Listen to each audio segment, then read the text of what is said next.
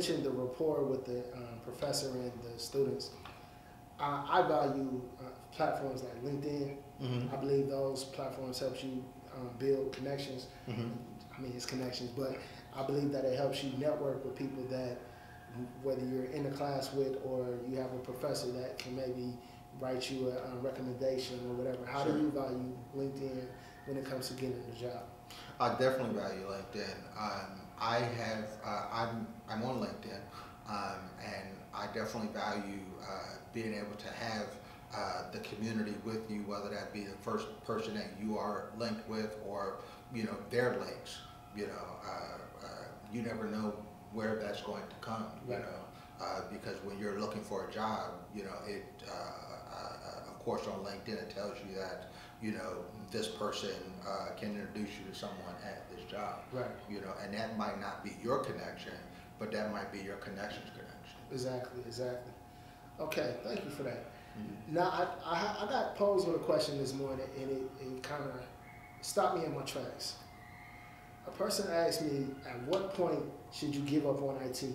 If you're getting the interviews and you never get questions right, and it just seems overwhelming, at what point should you give up? Should you give up on what? Being attempting to get in IT.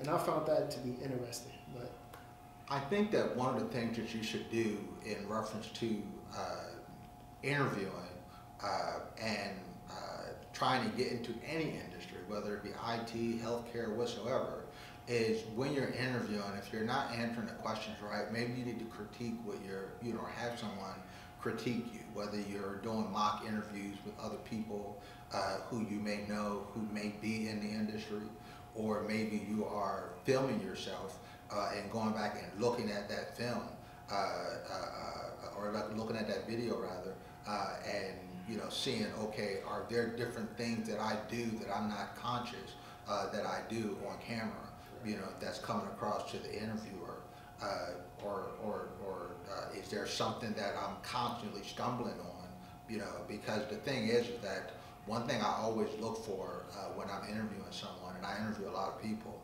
one thing I'm looking for is, number one, do you know what your resume says? Can you speak to what your resume says? Can you actually troubleshoot and apply what you say you have in your experience? And are you interested in the job that you're trying to get? And when I say, are you interested in the job you get, trying to get, are you asking questions about the job? Don't come to the job interview and the first thing you're asking about is benefits. You know, the things you should be asking about is, okay, so how would you see me in my first month on a job? You know, or how would you see me as a part of the team? Because then that has the interviewer picturing you in the job. exactly. You know, those type of things, you know, will help you get closer to that finish line of actually getting into that IT job. And again, sometimes, you know, you may be trying to get into the wrong position in IT. You know, you can't, you know, it's almost like if you were trying to get into medicine, you know, you can't suddenly graduate from med school and you want to be an attending. You know, an attending is higher than an intern. You know, so, you know, you got to be an intern first before you can be a resident, before you can be an attending.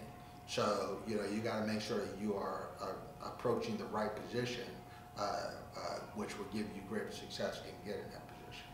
Man, you just gave so many jewels in that statement right there, as far as you may be in the wrong industry, you may be seeking the wrong position.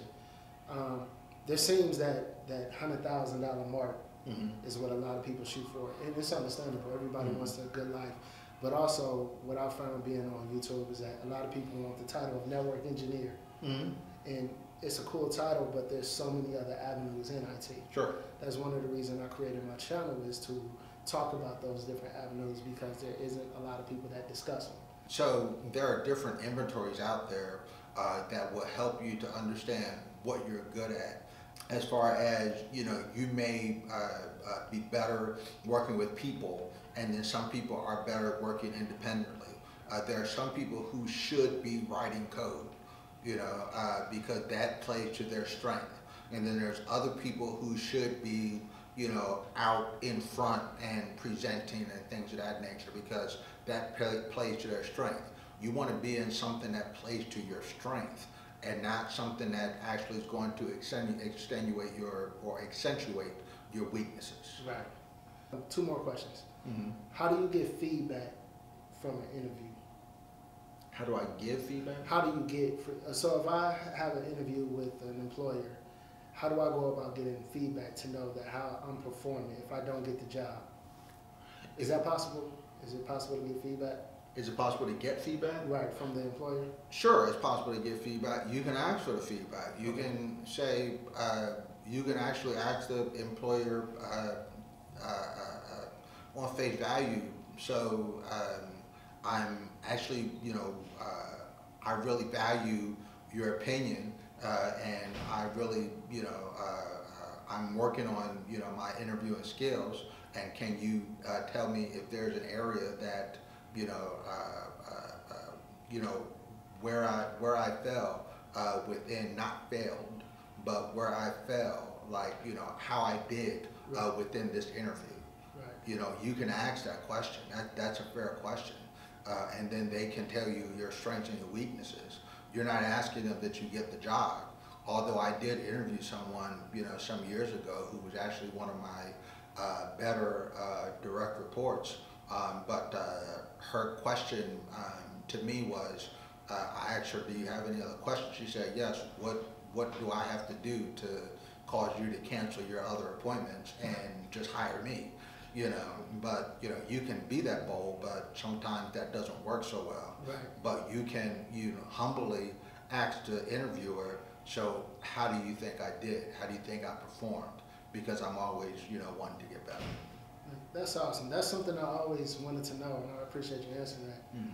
Okay, so I guess my last question is, what advice do you have for those that are in IT or looking to get in IT? In IT, looking to get into IT, continue to educate yourself. The industry is changing so fast right now that if you're stagnant, you're going to get left behind. Right. So continue to educate yourself on the current trends and the future trends of IT. And the thing is that, you know, one thing I was explaining to my wife is, you know, this may be my growth year, you know, because I just finished my MBA in December, and so, you know, I'm trying to think of what should I do next. Should I, you know, stay where I am? Should I look outside or whatsoever?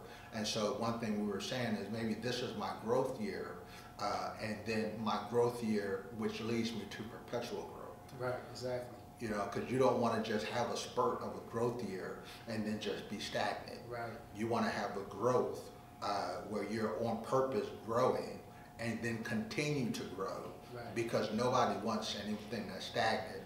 You know, when you look at, you know, outside, you know, and I'm a outdoorsman, I love to camp, but stagnant water, it stinks, and the only thing that draws to it is mosquitoes. So, you know, you don't want someone in your organization who's stagnant. Right. You want someone who's always trying to better themselves and, you know, increasing their knowledge, and that's what I would suggest for anyone who's in IT or trying to get in IT.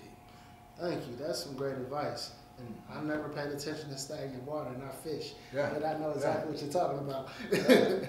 Thank you. Now, do you mind sharing any social medias, or would you like to share any social media out?